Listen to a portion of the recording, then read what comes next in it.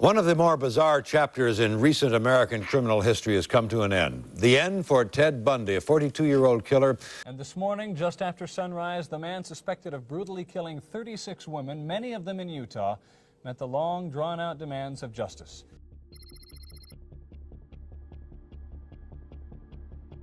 It was a warm July night in 1976, the kind of night when small towns in Utah settle into their quiet routines. Gas stations closed early, the streets out, and the desert air carried a strange stillness. But somewhere out there, a man named Gary Gilmore was driving through that silence, angry, reckless, and armed. He had just been released from prison after spending most of his life behind bars. To some, he looked like a man ready to start over. But to those who knew him well, it was only a matter of time before Gary's darkness would way out.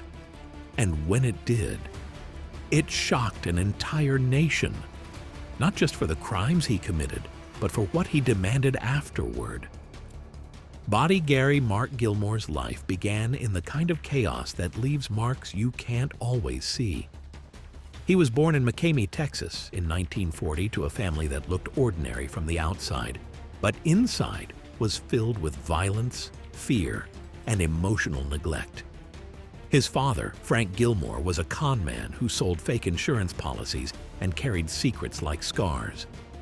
His mother, Bessie, was quiet but emotionally distant, a woman hardened by years of disappointment watching fights that didn't end until someone was bleeding.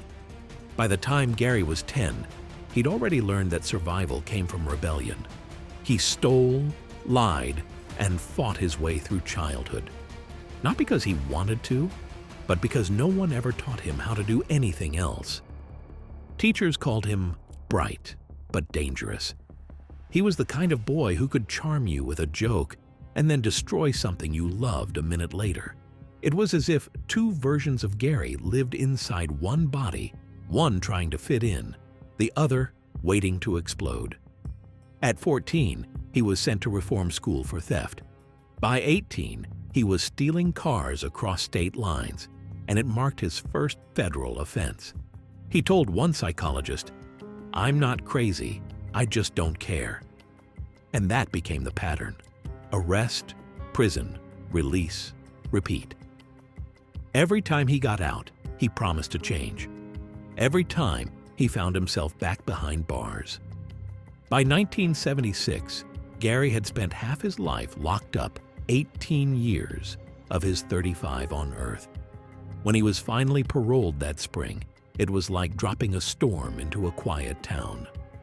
His cousin Brenda was the only one willing to take him in. She described him as intense, like he carried electricity in his body. Gary tried to play normal, fixing cars, getting odd jobs, and pretending to be reformed. But normal never lasted long with him. Then came Nicole Barrett, a 19-year-old single mother with a soft heart and a wild streak. They met at a bar, and the connection was instant, fast, volatile, and doomed. To Nicole, Gary seemed exciting, older, bold, passionate. To Gary, she was salvation, someone who might finally love him enough to quiet the chaos inside. But within weeks, their love turned toxic. They fought constantly, broke up, got back together, and made threats neither really meant. Gary became possessive, jealous, and paranoid. When she tried to leave, he begged. When she stayed, he raged. And under all of it, a familiar shadow was growing. Anger, resentment, the belief that the world owed him something, finally erupted.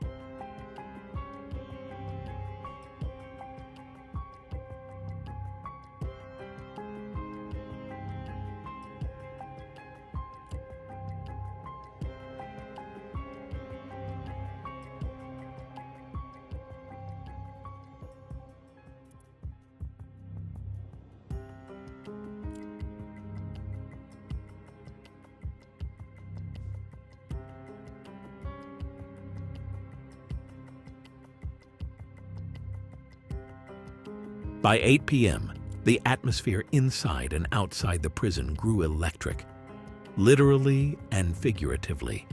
Crowds had gathered beyond the gates. Thousands of people holding signs, chanting, "Burn, Bundy, burn." Some came to protest. Capital punishment. Most came to celebrate. Fireworks lit up the Florida night. TV cameras flashed. Reporters whispered into microphones, waiting for the final moment. Inside, Bundy's cell was eerily quiet. He met briefly with his attorney, Polly Nelson, and the prison chaplain. Nelson would later say that Bundy seemed terrified. A man completely broken? Gone was the arrogant law student who had mocked judges. Gone was the smooth-talking killer who smiled for cameras. What sat before them was just a trembling man, counting down the hours. He was offered sleeping medication, but no one knows if he took it. All we know is that he didn't sleep. The night stretched endlessly. The faint clang of cell doors, the distant cheers from the crowd outside, the sound of footsteps echoing down empty hallways. It was as if the whole world was holding its breath. 6 a.m., January 24th, 1989. A guard's voice broke the silence. "It's time." Bundy rose slowly from his cot. He showered, shaved, and dressed in a clean light blue prison uniform. He declined a sedative. Whether from defiance or pride, no one knows. Maybe he wanted to face death awake, alert, and unflinching. At 6:30 a.m., guards came to escort him down the narrow corridor. Each step echoed, a haunting rhythm that marked the end of a life built on lies.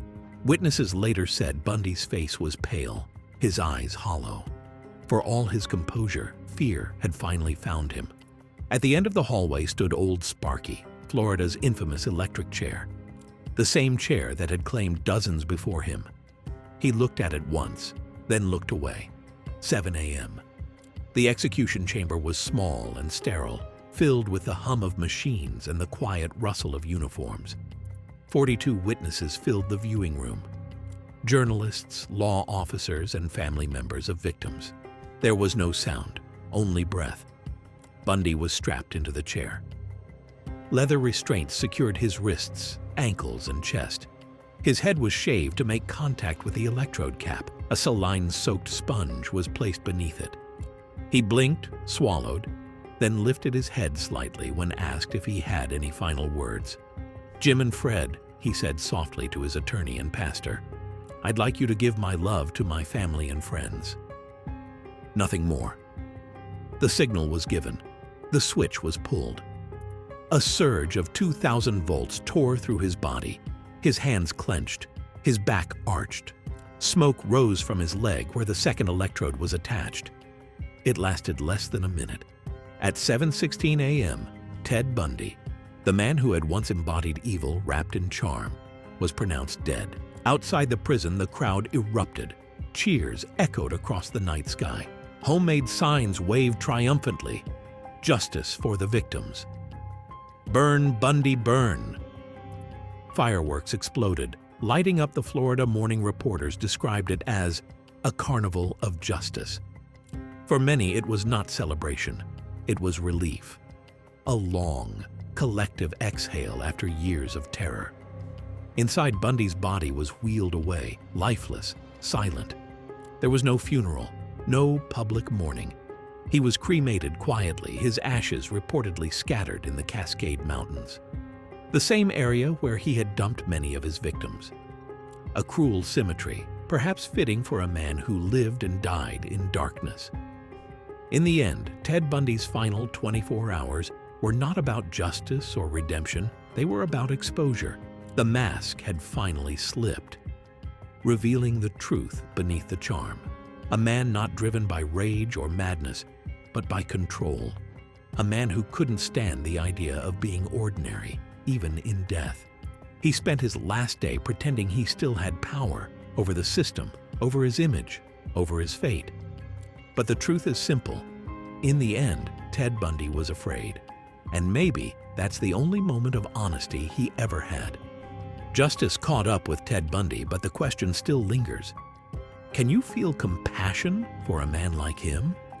Or was his death the only peace this world could offer to his victims and their families?